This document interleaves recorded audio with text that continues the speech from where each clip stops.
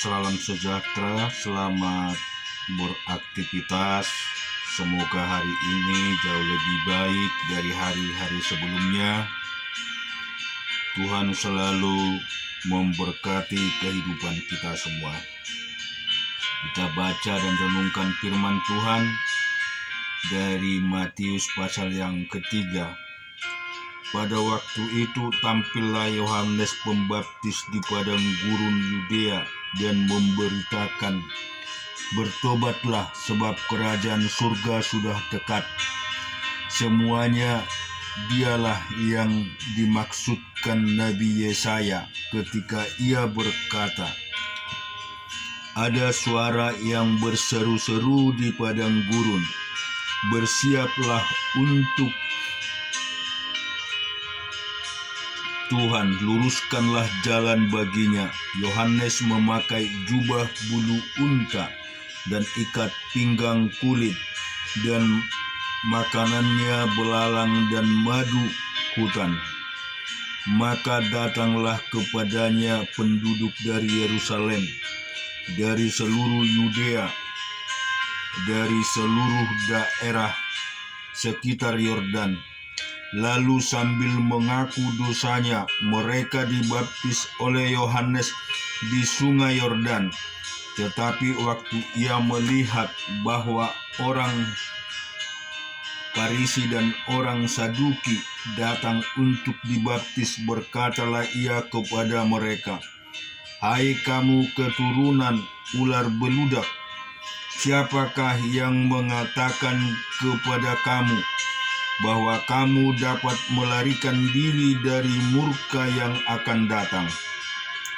Jadi hasilkanlah buah yang sesuai dengan pertobatan, dan janganlah mengira bahwa kamu dapat berkata dalam hatimu, Abraham adalah bapa kami."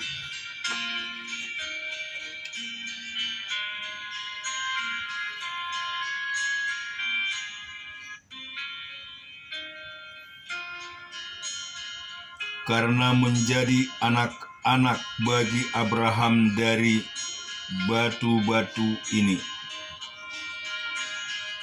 "Bapa kami, karena aku berkata kepadamu, Allah dapat menjadikan anak-anak bagi Abraham dari batu-batu ini. Kapak sudah tersedia pada akar pohon, dan setiap pohon yang tidak menghasilkan buah yang baik pasti ditebang dan dibuang ke dalam api. Aku membaptis kamu dengan air sebagai tanda pertobatan, tetapi Ia yang datang kemudian daripadaku lebih berkuasa daripadaku, dan aku tidak layak melepaskan kasutnya. Ia akan membaptiskan kamu dengan Roh Kudus dan dengan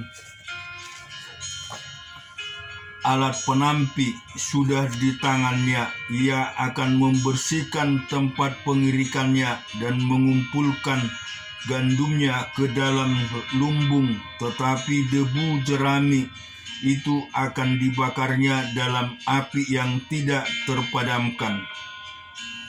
Maka datanglah Yesus dari Galilea ke Yordan kepada Yohanes untuk dibaptis olehnya. Tetapi Yohanes mencegah dia, katanya, "Akulah yang perlu dibaptis olehmu, dan engkau yang datang kepadaku." Lalu Yesus menjawab, katanya kepadanya, "Biarlah hal itu terjadi, karena demikian sepatutnya kita menggenapkan seluruh kehendak Allah." Dan Yohanes pun menurutinya.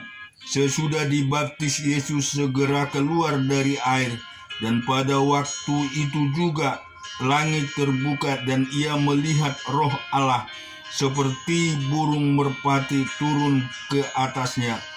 Lalu terdengarlah suara yang dari sorga yang mengatakan, "Inilah anakku yang kukasihi, kepadanya lah aku berkenan."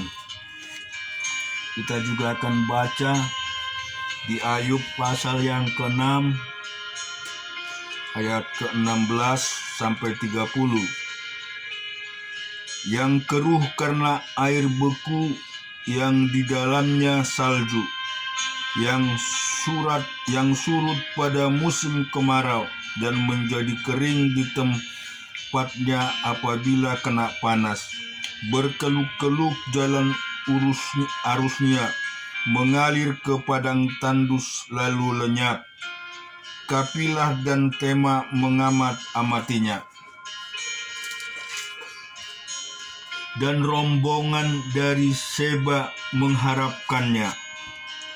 Tetapi mereka kecewa karena keyakinan mereka. Mereka tertipu setibanya di sana. Demikianlah kamu sekarang bagiku. Ketika melihat yang dahsyat, takutlah kamu. Pernahkah aku berkata, berikanlah aku sesuatu, atau berikanlah aku uang suap dari hartamu, atau luputkanlah aku dari tangan musuh, atau tembuslah aku dari tangan orang lalim. Ajarilah aku, maka aku akan diam, dan tunjukkanlah kepadaku dalam hal apa aku tersesat. Alangkah kokohnya kata-kata yang jujur, tetapi apakah maksud celaan dari pihakmu itu? Apakah kamu bermaksud mencela perkataan? Apakah perkataan orang yang putus asa dianggap angin? Bahkan atas anak yatim kamu membuang undi, dan sahabatmu kamu melakukan sebagai barang dagangan. Tetapi sekarang berpalinglah kepadaku, aku tidak akan berdusta di hadapanmu. Berbaliklah, jangan terjadi kecurangan. Berbaliklah, aku pasti benar. Apabila ada kecurangan pada lidahku, apakah langit-langitku tidak dapat membeda-bedakan bencana? Kita juga akan membaca di Hakim-Hakim 4 ayat 1 sampai 24.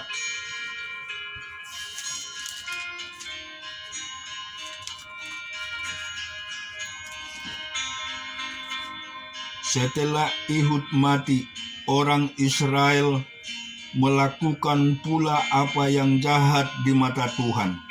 Lalu Tuhan menyerahkan mereka ke dalam tangan Yabin, raja Kanaan, yang memerintah di Hojon. Panglima tentara ialah Sisera, yang diam di Heroset Hayokim. Lalu orang Israel berseru kepada Tuhan, sebab Sisera mempunyai 900 kereta besi, dan 20 tahun lamanya ia menindas orang Israel dengan keras. Pada waktu itu Deborah, seorang nabiah, istri Lapidot, memerintah sebagai hakim atas orang Israel. Ia bisa duduk di bawah pohon korma Deborah antara Rama dan Betel di pegunungan Efraim, dan orang Israel menghadap dia untuk berhakim kepadanya. Ia menyuruh memanggil Barak bin Abinom dari Kades di daerah Naftali, lalu berkata kepadanya, bukankah Tuhan Allah Israel memerintah demikian? Majulah, bergeraklah menuju gunung Tabor dengan membawa 10.000 orang Bani Naftali dan Bani Zebulon bersama-sama dengan engkau. Dan aku akan menggerakkan Sisera, panglima tentara Yabin, dengan kereta-keretanya dan pasukan-pasukannya menuju engkau ke sungai Kison, dan aku akan menyerahkan dia ke dalam tanganmu.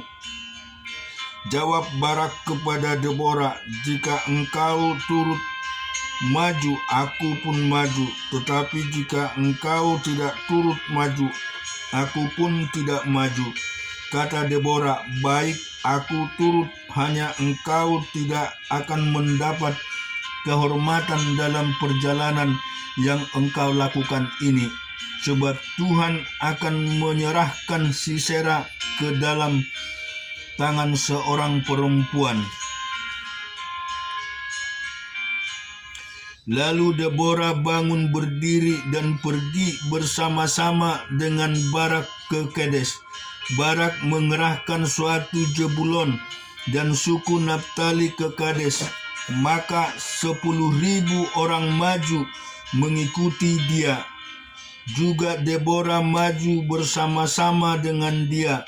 Adapun Heber orang Keni itu telah memisahkan diri dari suku Keni, dari anak-anak Hobab, ipar Musa, dan telah berpindah-pindah memasang kemahnya sampai ke pohon terbatin di Jaanaim yang dekat Kades.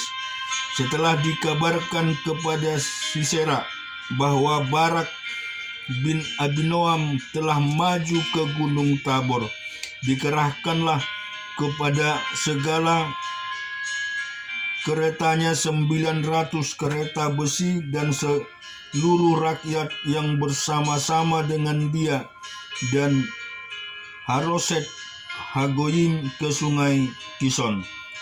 Juga berkatalah Deborah kepada Barak, bersiaplah, sebab inilah harinya Tuhan menyerahkan Sisera ke dalam tanganmu. Bukankah Tuhan telah maju di depan engkau? Lalu turunlah Barak dari Gunung Tabor, dan 10.000 orang mengikut dia. Dan Tuhan mengacaukan Sisera serta segala keretanya dan seluruh tentaranya oleh mata pedang di depan Barak, sehingga Sisera turun dari keretanya dan melarikan diri dengan berjalan kaki. Lalu Barak mengejar kereta-kereta dan tentara itu sampai ke Haroset Hagoyim, dan seluruh tentara Sisera tewas oleh mata pedang. Tidak ada seorang pun yang tinggal hidup. Tetapi Sisera dengan berjalan kaki melarikan diri ke kemah Yael, istri Heber orang Keni itu, sebab ada perhubungan baik antara Yabin, Raja Hasor, dengan keluarga Heber orang Keni itu.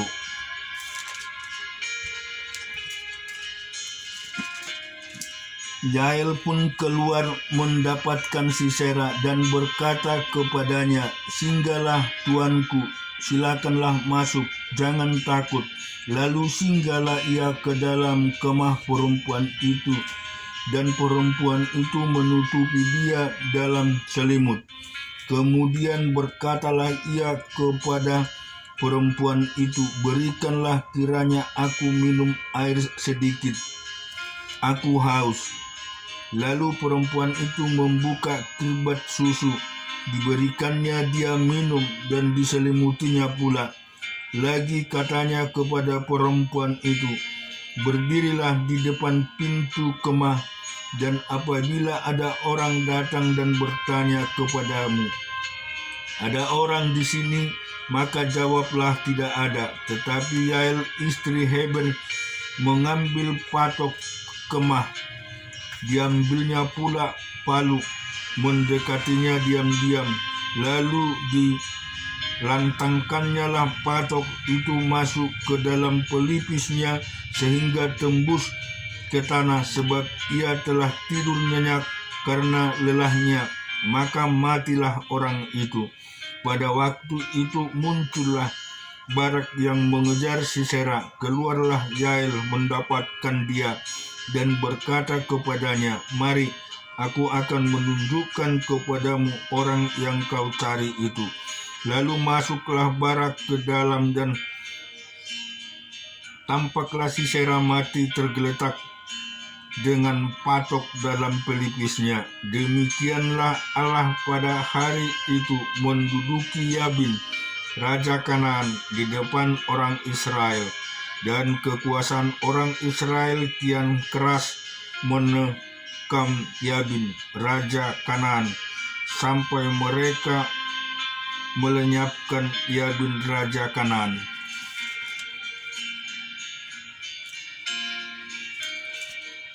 Kita baca di Keluaran 25 ayat 23 sampai dengan 40. Lagi haruslah engkau membuat meja dari kayu penaga, 2 hasta panjangnya, sehasta lebarnya, dan 1,5 hasta tingginya. Haruslah engkau menyalutnya dengan emas murni dan membuat bingkai emas sekelilingnya. Haruslah engkau membuat sekelilingnya jalur pinggir yang setapak tangan lebarnya, dan kau buatlah bingkai emas sekeliling jalur pinggirnya itu. Haruslah engkau membuat untuk meja itu 4 gelang emas, dan kau pasanglah gelang-gelang itu di keempat penjurunya, pada keempat kakinya. Gelang itu haruslah dekat ke jalur pinggirnya sebagai tempat memasukkan kayu pengusung, supaya meja itu dapat diangkut. Haruslah engkau membuat kayu pengusung itu dari kayu penanga dan menyalurkannya dengan emas, dan dengan itulah meja harus diangkut. Haruslah engkau membuat pinggangnya, cawannya, kendinya, dan pialanya yang dipakai untuk persembahan curahan. Haruslah engkau membuat semuanya itu dari emas murni. Dan haruslah engkau tetap meletakkan roti sajian di atas meja itu di hadapanku. Haruslah engkau membuat kendil dari emas murni, dari emas tempan. Harus kendil itu dibuat baik kakinya, baik batangnya, kelopaknya, dengan tombolnya dan kembangnya haruslah seiras dengan kendil itu. 6 cabang harus timbul dari sisinya, 3 cabang kendil itu dari sisi yang satu, dan 3 cabang dari sisi yang lain. 3 kelopak yang berupa bunga badam pada cabang yang satu dengan tombol dan kembangnya, dan 3 kelopak yang serupa pada cabang yang lain dengan tombol di kembangnya. Demikian juga kau buat ke-6 cabang yang timbul dari kendil itu. Pada kendil itu sendiri harus ada 4 kelopak berupa bunga badam dengan tombolnya dan kembangnya. Juga harus ada 1 tombol di bawah sepasang cabang yang pertama yang timbul dari kendil itu, dan 1 tombol di bawah yang kedua, dan 1 tombol di bawah yang ketiga. Demikianlah juga kau buat ke-6 cabang yang timbul dari kendil itu. Tombol dan cabang itu harus timbul dari kendil itu, dan semua itu haruslah dibuat dari sepotong emas tempaan yang murni. Haruslah kau buat pada kendil itu 7 lampu, dan lampu-lampu itu haruslah dipasang di atas kendil itu, sehingga diterangi yang di depannya. Sepitnya dari penahannya haruslah dari emas murni. Dari 1 talenta emas murni haruslah dibuat kandilnya itu dengan segala perkakasnya itu. Dan ingatlah bahwa engkau membuat semuanya itu menurut contoh yang telah ditunjukkan kepadamu di atas gunung itu. Amin. Tuhan kiranya memberkati kehidupan kita.